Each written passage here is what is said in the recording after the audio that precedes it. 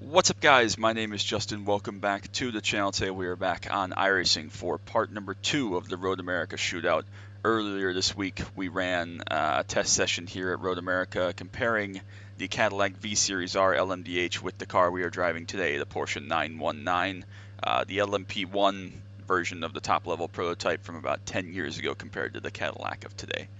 So we're going to just do a straight-up comparison, see which of these cars is faster. Obviously they both have very powerful hybrid battery systems, but they're used in very different ways. This is as simple as the touch of a button. I can deploy as little or as much of the boost juice as I want, and it's just about managing that level and how much you get to use over the course of a lap. So we're going to do a similar thing today. We're going to have 5 laps, probably going to have 2 and then a cool down lap and then 2 more, and see how it goes. I have no idea what to expect or how this is going to work. We're just going to have to keep an eye on the battery, obviously. This is a very difficult car to see out of, so that might hamper me a little bit. And I haven't driven this car in quite a few years now. Obviously, now that's not the top-level prototype that's used on iRacing or in the real world. So we'll have to wait and see how this goes. If you haven't seen part 1 of the Cadillac LMDH V-Series R, go back and watch that. I think it came out on Tuesday, but hopefully you're all having a great day today. And we'll have to see how this goes. Our lap time, I think, to beat is a 1:51.58, if I remember correctly. So we'll just have to wait and see how this car does. But not quite the same level of tire heating needed in this car. It's pretty fast right off the bat. We will have some tire buildup, though, obviously. And again, we'll have to wait and see how many laps we can run at a time. I expect that we'll be able to run 2 laps at a time hard and then need a 3rd lap for kind of a cool down. And then the 4th and 5th laps will probably be hard again. So we'll see how it goes. But again, I do get to pick this because it's button operated, so I get to use it whenever I want. So we'll just have to wait and see, play it by ear, and experiment with how fast this car can go around here. So without further ado, this car doesn't sound quite as cool as the Cadillac in my opinion, but sit back, relax, and we'll have 5 probably very brisk laps of Porsche power around Road America, and then we'll see which of these 2 cars comes out on top. So let's get to it.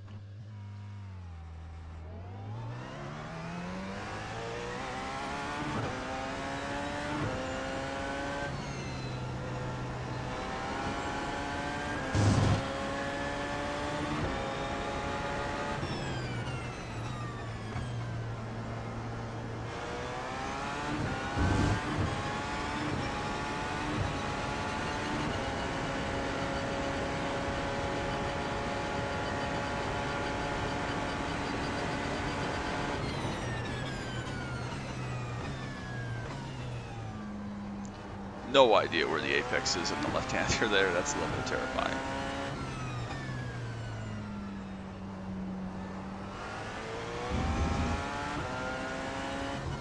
Let's just make sure we have this cycled over here to be manual. I don't want it to deploy anything for me.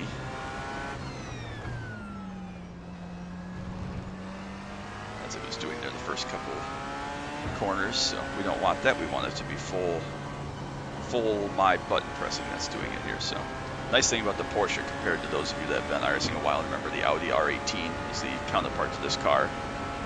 This car does regenerate some boost power while you are just driving normally. The Audi R18 only generates it under braking, so just a little bit different philosophy between 2 cars, but no idea again what gear we need to be in. We're definitely going to have to maximize these right-hand corners since I can actually see that direction, but again, one of the quirks of this car in this era. So here we go. We got 5 laps. First one coming up shortly.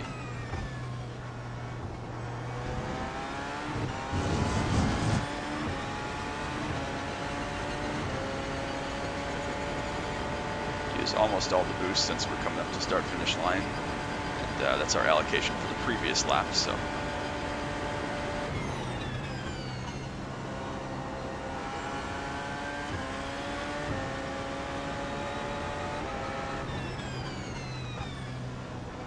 I'm sure I'm not maximizing this car, but again, it's been quite a while. Again, we use just about all the boost juice, knowing that we have a couple of twisty bits coming up.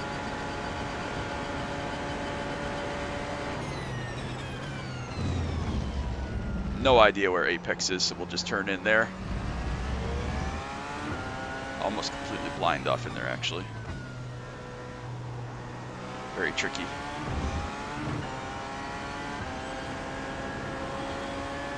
Car is just very, very hooked up. You're actually using high downforce here. I just have the baseline, whatever iRacing pick set in there.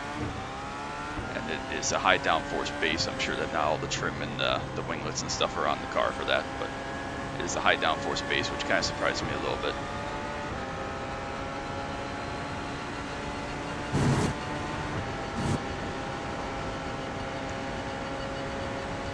Obviously, in theory here, our 5th lap is going to be the fast one. Our 2nd lap should also be very fast. So make sure we use some boost juice here. Not quite flat up over 13, same as the Cadillac. All right, here we go, lap number 2.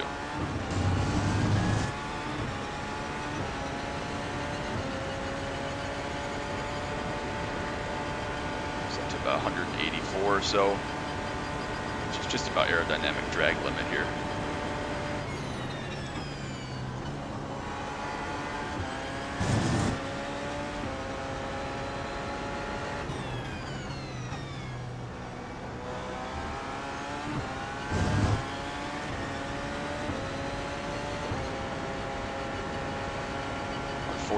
Flat, so what did I say, we were at 151.5 or something, so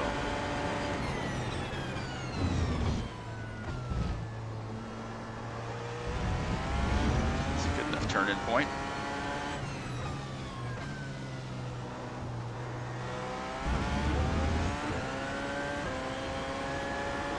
Such a fun car to drive, actually. I love driving this car. Not the easiest thing in the world to drive, but it is a lot of fun. And I am far from good at it. There are some absolute monsters from back in the day that drove this car to much success in IMSA and WEC when we had a WEC equivalent series. The boost juice does a very good job of propelling you along. Up to the top of 7th gear, 185.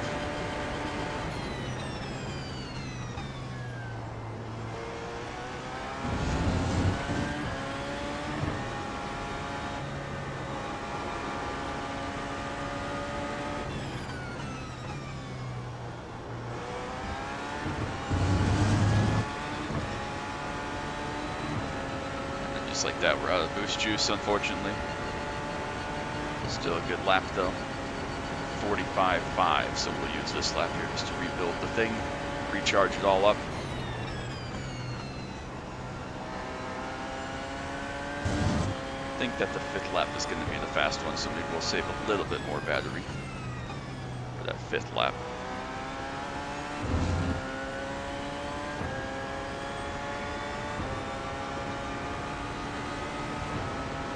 Not use as much the second half of the 4th lap upcoming.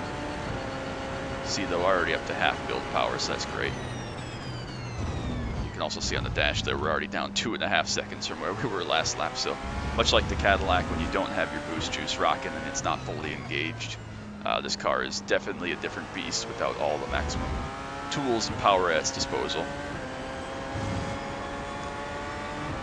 I'm actually curious now, looking at that lap time, how close this lap without boost juice is going to be to what the Cadillac ran. 51.58 was our Cadillac lap, but again, I knew that this car was going to be monsterly faster than the Cadillac. It's just a different era, different rules and regulations, and it's a weapon both in downforce and in the performance of the battery.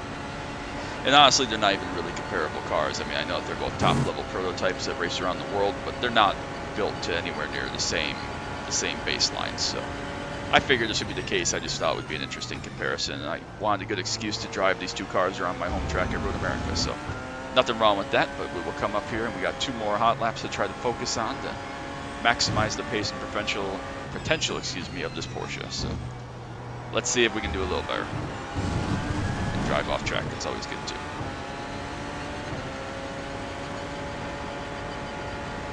Use quite as much to get up to ultimate speed there. Again, I think lap 5 is going to be our money lap here.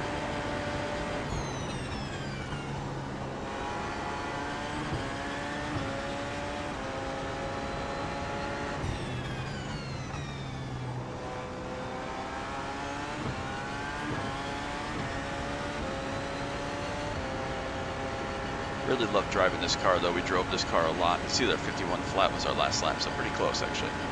Drove this car a lot with Russell and them back in the day. super fun car to race at big tracks like Spa.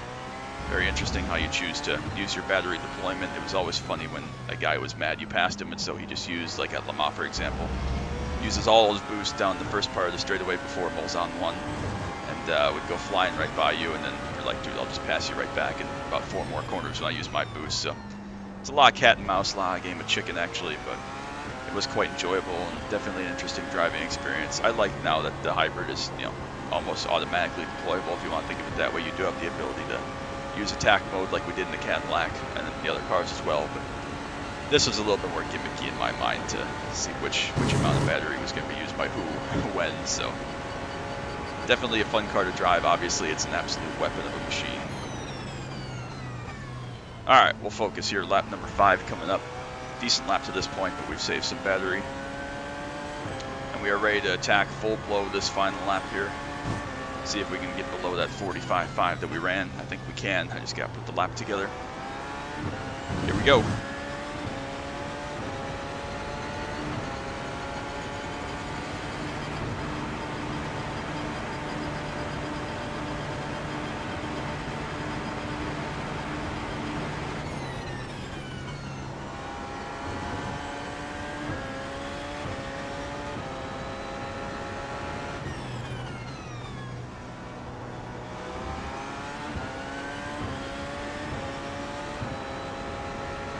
Down a little bit here, a couple tenths. We'll see if we can make that on the back end. Have a little bit more boost, perhaps. Very, very conservative on braking there.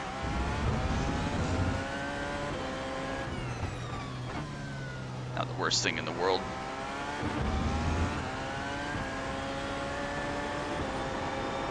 Just about keep it on track.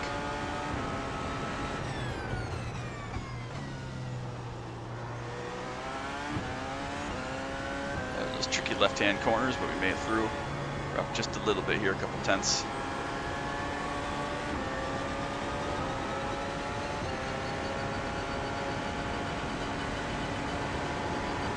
Use the speed to carry us all the way down the long straight, down the turn 12 Canada corner. Not use any boost juice here, keep it for the exits.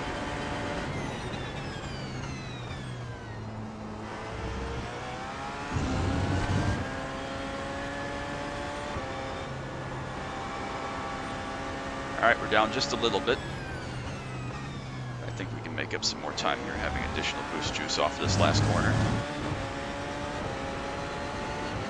Keep the panel, the button glued down. It's going to be just a little bit faster, about 2 tenths maybe, 45.33. So, not sure if the way to go was to keep that little bit extra boost juice for the final run up the front straightaway. Maybe it was the move, maybe it wasn't, maybe both are wrong, and I'm just not doing any of that right for hot lapping, because again, been a long time since I drove this car, and I was nowhere near the best at regardless. So, but fun little experiment. I enjoyed that. So, but we run 51.58 in the Cadillac, so just over 6.2 seconds faster in this Porsche 919, which makes sense. The LMP1 rules and regulations were a little bit more geared towards ultimate performance compared to the GTP LMDH regulation, but still both monstrous fast cars and very, very lovely to drive, and they're tricky to get the most out of, that's for sure, as I proved here today. And again, my biggest thing with this car is vision. I just have no idea where I'm putting my car in left-hand corners. People that drive the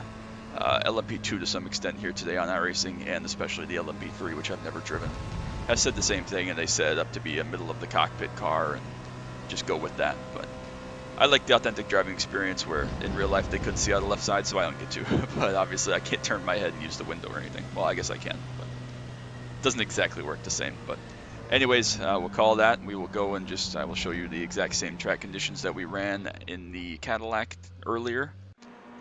127 is our track temp, 78 air temp, same weather, everything. So that's going to be that. I hope you enjoyed this little comparison and experiment between the two cars. It was a lot of fun to do. Again, I'll take any excuse to drive a really incredible hypercar around Road America, my home track. So we will take that today. Hope you enjoyed it. Make sure you drop that like, sub down below if you're new. We'll get back to more regular iRacing content, track day stuff, and so much more in the future. So I appreciate you all so much as always. I hope that was enjoyable, and hope you all have a great rest of your day. Till next time, as always, bye.